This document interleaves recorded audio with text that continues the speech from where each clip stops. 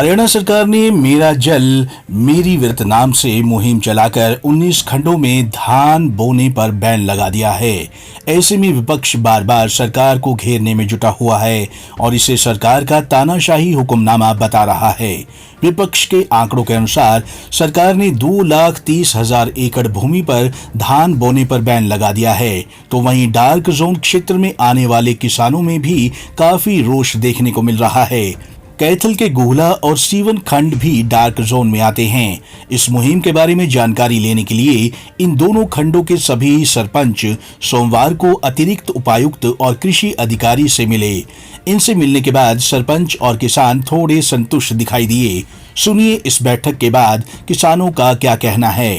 आज हम सभी ब्लॉक के प्रधान हैं, जो सरपंचों के और जिला प्रधान सभी एकत्रित हुए हैं अतिरिक्त उपायुक्त महोदय को मिलने के लिए और कृषि विभाग के डीडीए साहब को मिलने के लिए कि सरकार के द्वारा जो ये रोज़ पत्राचार और अखबारों के माध्यम से पता लग रहा है कि पैडी की किस प्रकार बिजाई होगी, क्योंकि मुखिया होने के नाते, गांव के मुखिया होने के नाते लोग हमसे पूछते हैं कि क्या पत्र आया है, क्या सरकार की नीतियां हैं, कैसे कैसे लागू होंगी। जैसे पीछे अभी बात चल रही थी कि 7,000 रुपये कंपनसेशन है उस पर, और हम इसकी पूरी जानकारी लेने के लिए डीडीए साहब को मिलने आए हैं एग्रीकल्चर डिपार्टमेंट में, ताकि हम अपने गाँवों तक वो मैसेज कन्वे कर सकें कि सरकार की क्या योजना है। आज का उद्देश्य कैथल आने का यही था। प्रधान जी ने आपको बताया है कि हम जो जानकारी हमारे को अखबार के या टीवी के माध्यम से मिली थी कि फसल ना लगाने के लिए और 50% जो ज़मींदारों की अपनी फसल है उस पर भी बैन लगाया जा रहा है। तो कल हमने गांव के अंदर 2-4 जगह मीटिंग करके पूछा था, ज़मींदारों की राय ली थी। उस राय के मुताबिक एक ही बात सामने उठ के आई थी कि जीरी ये 50% क्यों कह रहे हैं, अभी बिल्कुल ही नहीं लगाएंगे। सरकार को चाहिए कि ज़मींदारों के जितने भी लोन, चाहे प्राइवेट बैंक में है चाहे सरकारी उसमें बैंक में है, सभी की लिमिटें माफ़ कर दी जाएं, उसको सरकार भर दे। ये तो 1 साल के बैन कह रहे हैं, तो हम तो 5 साल के लिए भी जीरी लगाने के लिए मना कर देंगे, क्योंकि हमारी फर्ज से लोन उतार दिया जाए तो हम अपना खेती का काम छोड़ के उसको कनक कहेंगे, कनक जो कहेंगे सरकार कहेगी वो लगा लेंगे और सरकार को ही दे देंगे। क्योंकि जिन ज़मींदारों की 50-50 लाख की या 1-1 करोड़ रुपए की लिमिट उन्होंने खेती के ऊपर निर्भर करके ली हुई है, वो कहाँ से भरेंगे। इस तरह का विरोध सारी जगह पर मीटिंगों में निकलने का कारण आया। कल जिन ज़मींदारों से मीटिंग हुई या जिनसे बात करने से को मिला, कृषि अधिकारी ने बताया कि किसानों को समझाया गया है कि किस तरह वो धान की बिजाई ना करके यदि अन्य फसलों की बिजाई करेंगे तो उन्हें कितना फायदा होने वाला है। अन्य किसी भी फसल की बिजाई करने पर उनकी फसल का एक एक दाना सरकार खरीदेगी। वहीं उन्हें कई तरह की प्रोत्साहन राशि भी सरकार की तरफ से दी जाएगी।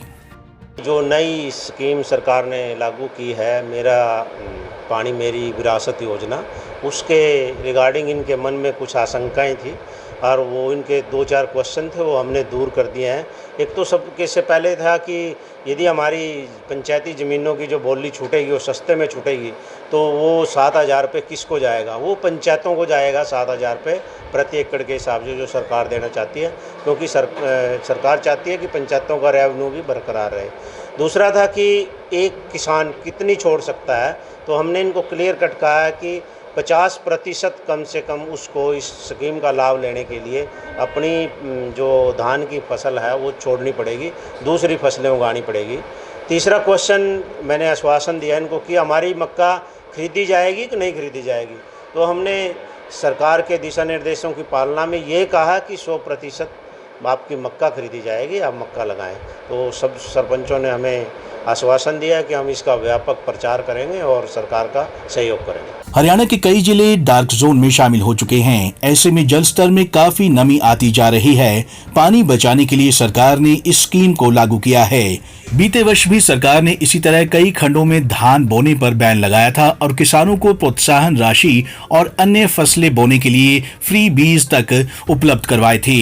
हालांकि विपक्ष तो सरकार के इस फैसले को गलत बता रहा है, लेकिन वहीं कुछ किसान ऐसे भी हैं जो इसका विरोध कर रहे हैं। Bureau report, Punjab Kesari TV, Chandigarh.